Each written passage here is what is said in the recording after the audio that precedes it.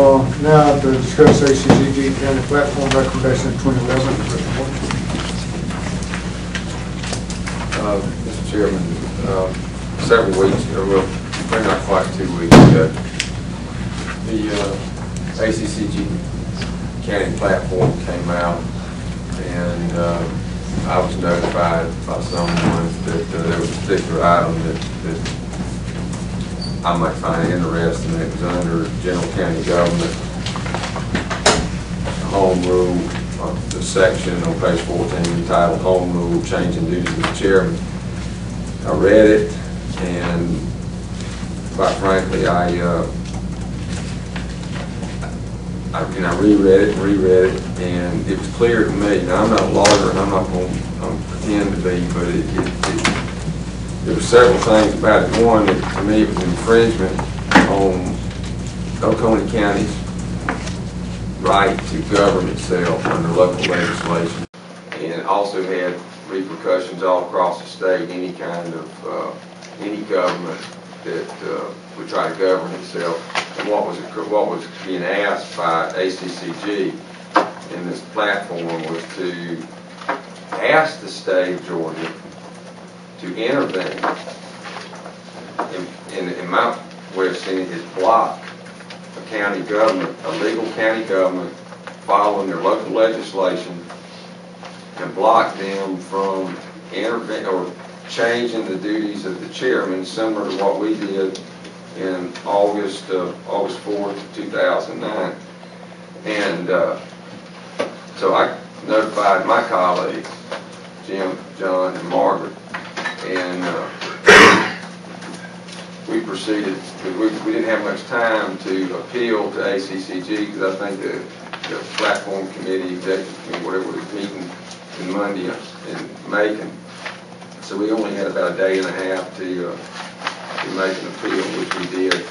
And I will say at the meeting in Macon that it was struck. And so it's off. But what I'll be frank with you, Mr. Chairman, your incoming president, if you knew about this or had anything to do with it and you didn't notify us, I find that disturbing. So that's the real issue. I had it placed on the agenda because I didn't know if it was going to make it through the platform committee, and then we would have to go and make our stand in Atlanta on October 4th. So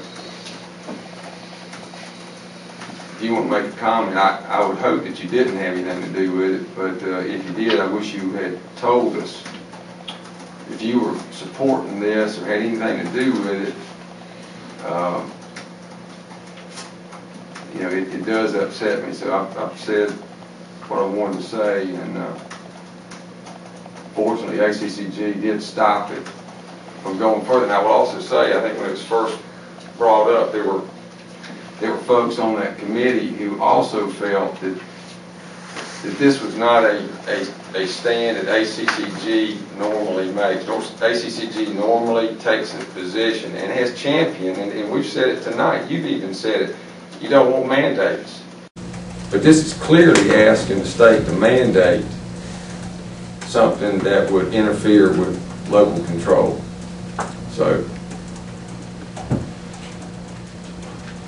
the one comment I would make is that as you pointed out, the policy committee struck that from the policy platform, and the president of ACCG is appointing as I understand it, an ad hoc committee to review all sides of the discussion, and whether or not anything will come out of that ad hoc committee. I'm assuming that it will go back through the General County Government Policy Committee for any, and I have not talked with the ACCG president regarding the process or the procedure, but my assumption is that's what will take place. The ad hoc committee would review it, whatever recommendation they come out with, if anything, would go back through the the committee process for action, whatever that may take. I will also say this, Mr. Chairman. I told the President, Chairman Harris, that I understand there's going to be conflicts. There's always possibility of conflicts when you have human beings, and I certainly don't have any problem with there being some type of arrangement where peers come in to also listen to both sides. What I don't agree with, and I think my colleagues, I normally don't ever say anything for them, and I didn't ask to speak for them tonight. They can say their thing too, but this was going way too far about asking the state to pass a law. Well, going through that process, it was going to be a block. There's no two ways about it. But in most cases, as you just pointed out, there's a variety of governments within the state of Georgia that have concerns, and I think that ACCG has come through with the right kind of process to address that particular issue. So, thank you. I'd agree that the process worked and that it was struck from the thing that it effectively would have changed local legislation for our county as well as several others.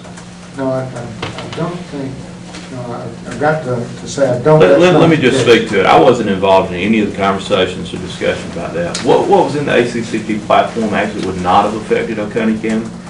What that was, the way I read what was in the platform, and I read it after the fact, that was dealing with the situation where a county goes in and under the home rule provisions of the Georgia Constitution actually changes the legislation. You can actually change local, we've never done this, ever.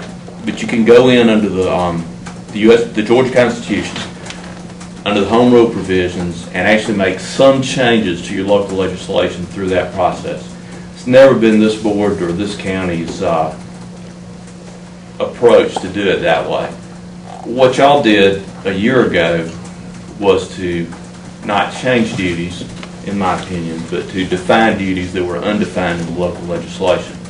So, in my opinion, as I looked at all that, after the fact, as I said, what was in the ACCG platform really wouldn't have affected anything Oconee County did. Now, Chuck, you made the point, and you're exactly right. It might have had a wider impact for other counties, so it was an important thing to talk about from a kind of a statewide perspective. But at least from the county standpoint, we didn't do anything under the home rule provision, and that ACCG platform provision was aimed at home rule changes, which we didn't do. For what that's worth. But just so we're all clear. Well, for me, it just shouldn't have been in there because it was contrary to what ACCG stands for. Yeah, and that's a perfectly valid point.